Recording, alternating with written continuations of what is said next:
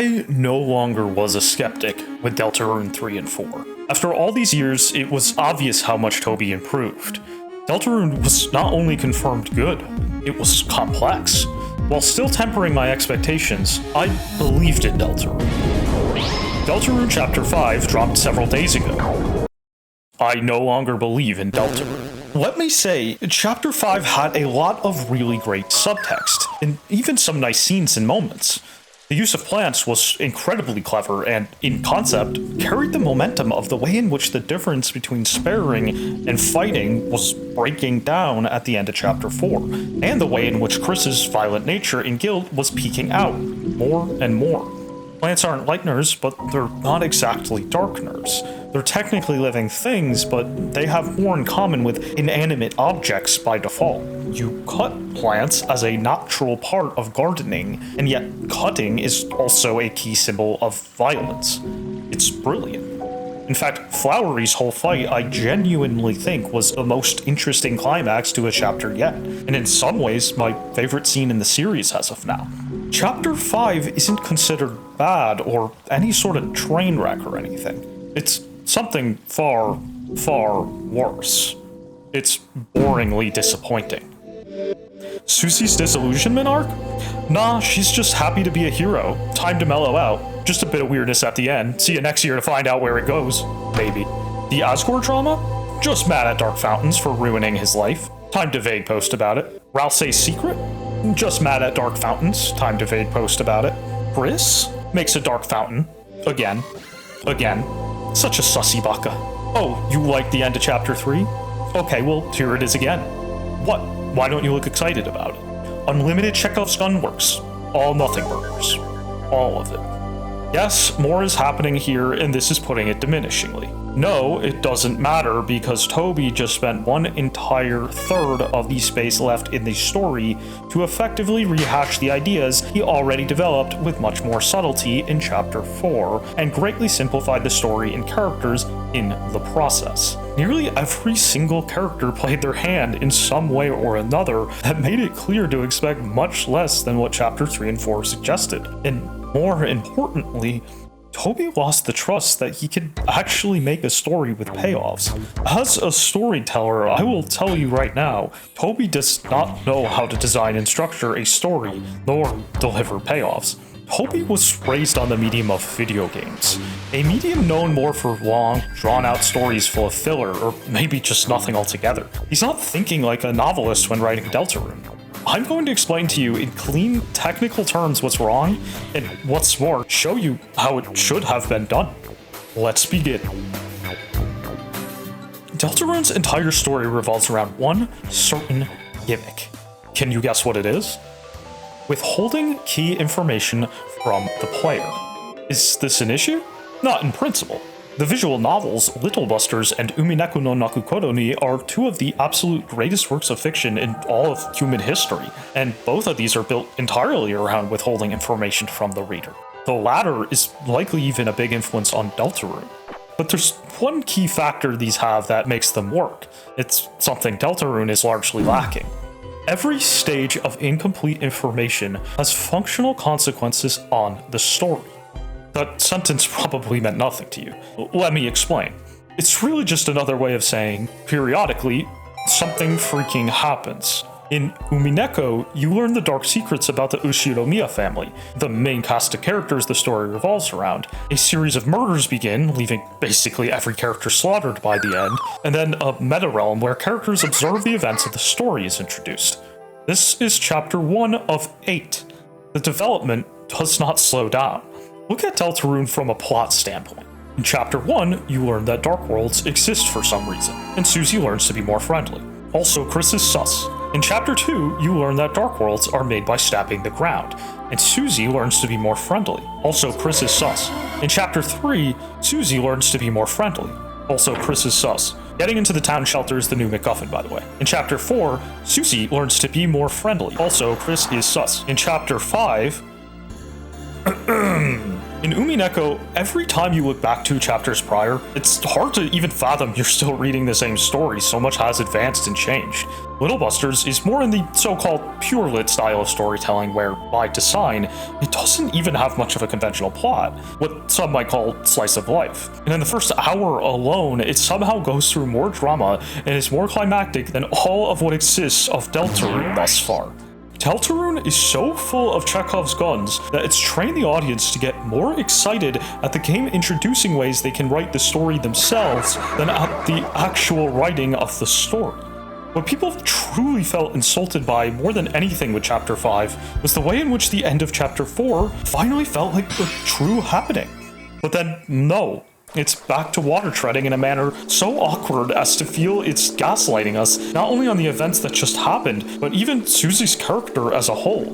I mean, for Green Gaster's sake, the battle theme of Chapter 4 was distinctly called From Now On, which, by the way, was a motival phrase introduced from Chapter 1, making this effectively feel like a 4-chapter wait for the Chekhov gun to fire off. Everyone assumed this was the turning point where everything would be different, and it was a turning point in ways, just one with no real payoff. It's time to introduce a basic rule of thumb. A story that withholds information must always produce a major payoff that can only result from the way in which information is limited at that point in the story. In other words, you can't just withhold information just to withhold it. You have to cause an actual meaningful consequence with the limited amount of information you currently have. There are advanced techniques that can ignore this, but since Toby can't even pull off the basics, it's not worth thinking about that now. It's obvious Deltarune wants to build to the big reveal about Chris already being aware of their fate to be violent. Chapter 5 to me only made me feel more confident about the proto-room theory. You can pause and watch that theory now if you wish, otherwise I'll summarize it as simply as possible. The events of Deltarune have already happened, and what we're seeing is an attempt at a new telling that reaches a better ending. The original Deltarune ended with Chris violently attacking Des, slashing her eyes and casting her into darkness. The new Deltarune ends with Chris being slain by a girl and restoring the soul to Des, who is actually the natural protagonist should Dark Worlds have never existed. This new fate is a collaboration, a promise between Chris and Des. Toby is confident in his finale, but he has no idea how to, well, make this into an actual finale and not just a blown idea. So here's what we do to fix this nothing burger mess Toby has given us. Is what I was going to say, but something changed in between this going into editing and finishing it. Can you guess what it is? Well, new mic came in, as you can tell, but aside from that, Toby updated Chapter 5, and for the first time in Deltarune history, outside super minor things, he added what can arguably be called a whole mini-scene in patching. If you have the egg and got hurt by Friend in Chapter 5, you'll trigger a little dialogue where Pink's body speaks to you, aka Chris, about a cat having bit their hand, and it goes off about knowing someone who owns a lot of cats and how they're drawn to protein. I have to be honest, this dialogue was horrendous on every single level. Aside from the literary fundamentals on display just being awkward and poor, this is the first big move from Toby I would call truly shameless. Toby added this because he was pushed. He knew Chapter 5 killed the interest in Friend and the eggs, so he made emergency maneuvers to rekindle the interest like sticking a pacifier in a crying baby. People aren't buying it. You can't just speak open-endedly every time you want people to be interested in your story. We are being played for fools, and I've had enough. Like, please, Toby, bring back Hoshi to help again. It worked so well for Chapter 4. Why did you stop? Do you need 3 years to playtest and gather feedback like you did for 3? Just do it if this is the result otherwise. Anything but this. I keep seeing stuff like this Chris loses their hand theory or whatever, and it's just like, man, who cares? Genuinely, we've been waiting over a decade, and the most interesting thing foreshadowed is the main character being physically inconvenienced. Maybe some fanfic we add to the psychological or metafictional consequences to that to try and make it more interesting, despite almost none of that being suggested in the actual text. I'm seeing people like Spooky Dude hoping that this chapter was still interesting, and you know he's just saying that entirely because he can rant for 30 minutes about Toby's vague posting and make a quick several $1,000s in revenue. Like, I'm happy this is paying the bills for you, but Chief, this just ain't it. I saw Cunningham express how severely upset he was with this chapter. All of that ended up being fucking nothing. Only to waver in standing his ground when his desperate audience peer pressured him into enjoying it more. I felt kind of bad in editing this video about how much more I'm focused on what Deltarune should be rather than what it is. I no longer feel bad about this. Chapter 5 cracked me, and this update broke me. I can no longer respect Toby Fox as a writer, and I can no longer take the lore of Deltarune as a whole seriously until proven otherwise. The parts that are interesting, like Aqua for example I could talk all day about, and I probably will, but as a whole, I am damn near positive at this point this story is not going to fire off most Chekhov's guns, at least not satisfyingly, and so are most people at this point. This is shameless MatPat baiting of the lowest brow variety. Congratulations, Toby Fox, you live long enough to see yourself become the very Scott Cawthon you used to be compared favorably to. At least in the Bite of 87 or Bite of 83 or whatever, there's some kind of excitement with seeing an animatronic bite a kid to death. It absolutely no concept of diffs Toby's Bite of 26 just for that alone. Copers keep saying, Undertale wrapped everything up in the end, so Deltarune can do the same. And there's about 50 elephants in the room they're ignoring, but here's 4 of them.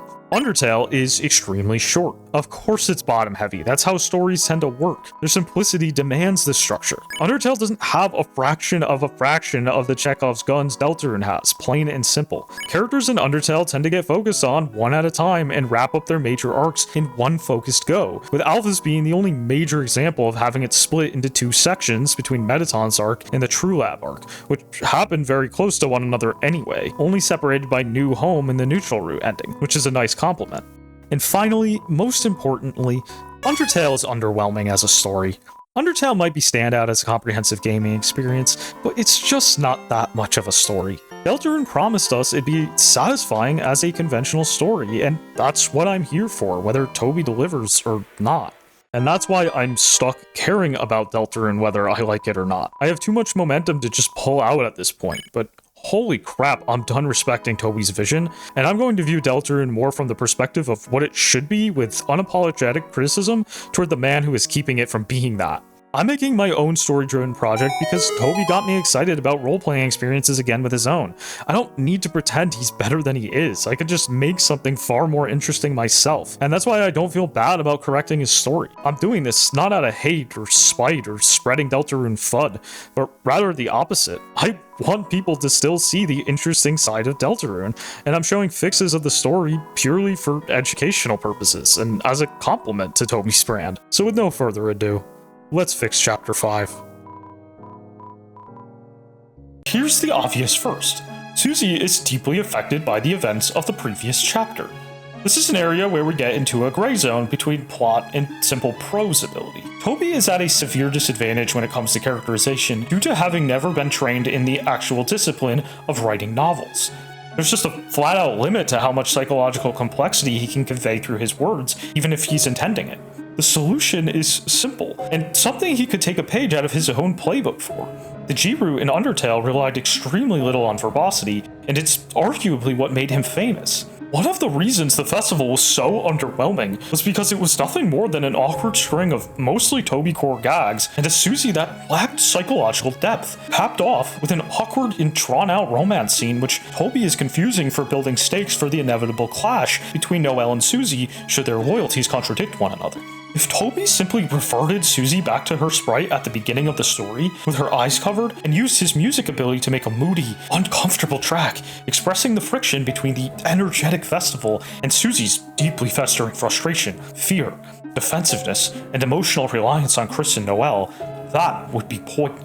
Keep the dialogue sparse and tell the story through little interactive selections where you can react to Susie passive-aggressively troublemaking in various subtle outbursts. Noelle could react nervous, but also attracted when Susie does little things like break a food stand, for example. This signals intrigue and tension that the relationship is more than just a corny, indulgent display that's not even capable of being a fake-out for darker events later, because it's just so nothing. Now, when we enter the next Dark World, we don't need to infantilize the player. We can be straightforward about the fact that violence is inevitable and recruiting isn't meaning anything anymore. Create a creepy feeling where both violence and an upbeat sense of adventure are flat out mixing together. Make enemies bleed and say eerie things about deserving to live, no matter how we fight.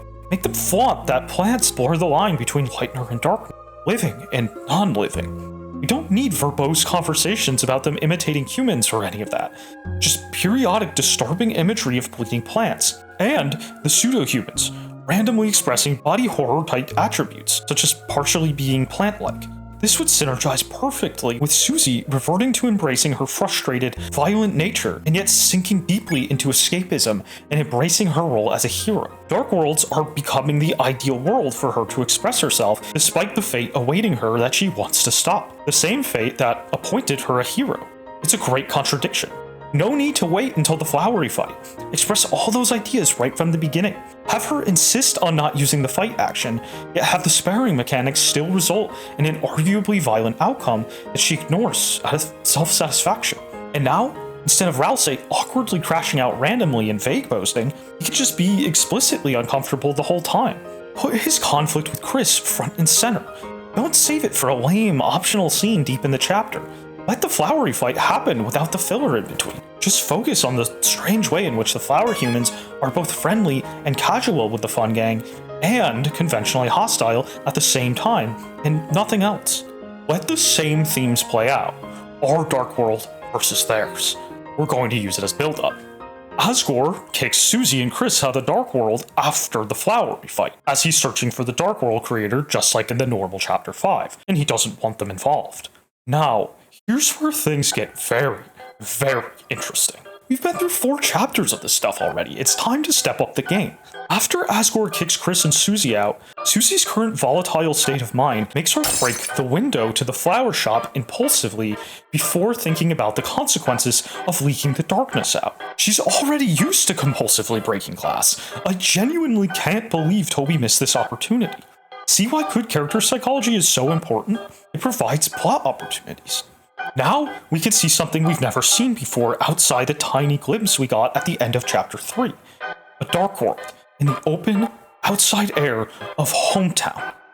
Now it's time to really blur the line between reality and fantasy. This is the best opportunity to make a functional consequence out of the lack of information Susie and we as the player have. The application here is obvious. New Mike Howard here. I was originally going to just include this information and on-screen footnotes, but it's too important to not explain out loud, as this corresponds to a really important lesson in construction of effective drama. Susie and Chris are disoriented in the hometown-based dark world, as this darkness is much stronger and denser than any dark world yet, signifying that the roaring is getting closer. Some kind of threat or flaw in navigation carries them away from the Flower King. What we need now is a Carol boss fight. How we contrive this is not important as long as it reflects good character psychology. For example, Noelle is in a highly erratic state of mind because she's in the hospital with Rudy on the verge of death. She could see or sense the darkness enveloping hometown and instinctually connect it to the Chapter 2 Cyberworld Dark World. Desperate to reunite with her healing powers, she'd race toward the spreading darkness, with Carol chasing after her. And here, we have a lesson in what makes vague posting through characters actually epic and exciting versus whatever the hell you describe Chapter 5 Asgore as. Here's a general principle. Characters speaking vaguely is only acceptable when it results in an entirely different mood than if they had just been transparent. In other words, you have to ask in any scene where a character is withholding information, would this scene be different in nature if they weren't withholding that information? A great example is the scene where Susie smashes the prophecy at the end of Chapter 4. Nothing at all would change if we, as the player, were just outright told what the prophecy was before Susie smashes it. In fact, it might have been more effective because we'd have proof it's a big enough of a deal to get that upset over. However, this scene could retroactively justify itself by making a scene later in which the drama is enhanced by suddenly revealing what that prophecy was, as you'll see in this plot correction. Nothing is justified with Chapter 5 Asgore. It's not only difficult to figure out Asgore's motivations and thought process, it's unrewarding even as he reveals some of it to us. In contrast to this, our Carol boss fight can be peak. Carol would refuse to elaborate on anything while facing Susie's compulsive anger toward her. This refusal to elaborate would inspire additional anger in Susie. Not only is Susie's behavior going to be influenced by this provoked anger, but it would be fantastic pathos with Susie and we, the player, being on page as people angry for being kept in the dark about what the hell is going on. And with Chris, we could really bring out their sussy behavior to a head with them getting caught off guard and trying so hard to hide that they're conspiring with Carol from Susie that it makes Susie naturally start to catch on to Chris being sus, only making her behavior more desperate. We could really showcase the desperate positivity everyone wanted to see out of Susie in this chapter, having her give Chris the benefit of the doubt and tell them to just relax and that she'll handle Carol herself. It's a great example of where good drama and good theory baiting can overlap. We'd be giving the player loads of new info to narrow down the exact nature of Chris's collaboration with Carol while keeping it just out of reach for the sake of making the scene more dramatic, more tense, and inspiring more confusion and insecurity in Susie. If you win this very difficult fight with Carol, Noelle gets to join your party. If you lose, Carol takes Noelle back to the hospital with her. This Carol fight would have so much aura, I could just see the viral discussions and reaction vids to it, people bragging about beating it first try, etc. It's honestly really unfortunate we didn't get this. And this would be a major turning point in Susie's psychology. Susie has beef with Carol. Asgore is associated with Carol. Asgore is the king of this dark world. It's the perfect opportunity for Asgore to let out his pent-up rage, and for Susie to feel justified in standing against him. It fit perfectly with the Undertale references as well. Hometown would become like Snowdin, with Asgore ruling from a distance. While fighting through a dark world where all hell has broken loose, the line between Lightner and Darkner blurs even further. Battles will be fought with the confused random NPCs of Hometown, suddenly resembling the behavior of Undertale-type monsters. Sparing mechanics won't work anymore, because they're not imbued with set behaviors by the coding of the Dark World like Darkners are. Let's be real, we all know Gaster has a major hand in contriving the Light World in the first place. It's the perfect opportunity to throw Gaster Easter eggs in every battle. Susie chooses to fight, clutching her resolve as a hero. Upon actually defeating Asgore, no more vague posting from him. Have him tell the story of what happened that day. Put the long-awaited spotlight on Des. Have Ralsei panic, as he knows Des corresponds to spilling the beans about everything he wants to keep from Susie, just before the night snatches away Asgore. And now, we capitalize on the tension between Susie and Ralsei from the previous chapter, instead of just letting it rot, and have Susie force the truth about Chris out of Ralsei. Chris has been making dark fountains. This inherently spells out that Chris is assisting the knight. Susie is confused and betrayed. But worst of all, the prophecy panel she broke would finally make sense to her. The first hero, the girl must slay. If Chris is working with the enemy, then of course they have to be slain. And this is where I wanted to see a root split. Something to get people extremely excited about whether or not the prophecy will come true on both routes or not. Depending on a variety of factors, you can get one outcome or another. In outcome A, Susie sides with Chris and encourages them to fight fate no matter what, not realizing that defying it means choosing to do battle with the knight and harm Des, putting a latent wedge between Susie and Noelle. In outcome B, Noelle would be present to realize that Chris's fate is to do battle with Des, and realize that the Red Soul, the power of protagonism, something she has revealed herself to be intoxicated with in the Weird Route, originally was meant to be with Des. This would make her in full support of the prophecy in which Chris is slain, and the soul returned to Des. Chris would make it clear they plan on returning the soul to Des, and they already promised to do so. Susie would be in the awkward position of needing to support Noelle and not convince Chris to fight against fate.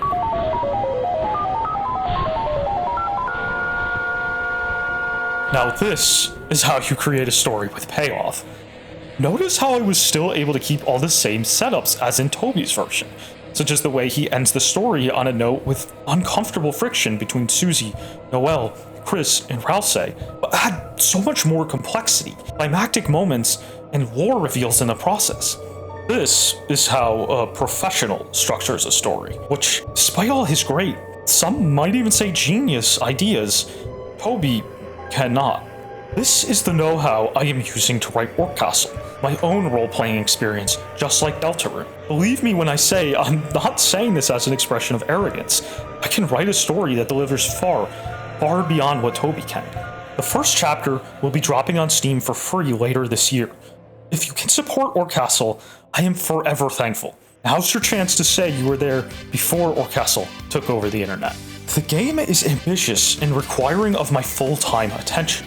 The more support I get for it, the more likely I am willing to make more detailed rewrites and predictions for Deltarune, as I'll be more freed up in my spare time to do whatever I want. Who knows, maybe even what I cook up could become a playable mod. I've been closely following Toby since 2017. He's been a major influence on me in terms of life choices, and I'd definitely be doing things differently had I never heard of him. After Chapter 5, I'm honestly worried about the future of his brand for the first time ever. Core fans have been overall positive, and despite this video, even I felt very positive about a number of aspects. But as a whole, this was a massive hit to the game's reputation. Deltarune is losing its appeal, plain and simple. I always wanted to see Deltarune explode to the same heights of Undertale, but at each step, I just don't see it ever getting there. It's hard to say what fate holds in store, but what I can at least say is, I'm here for it, for better or worse. Re-engast or nuke that subscribe button for more Deltarune theories and analyses, and keep up with the game that's going to surpass it. I'll see you soon.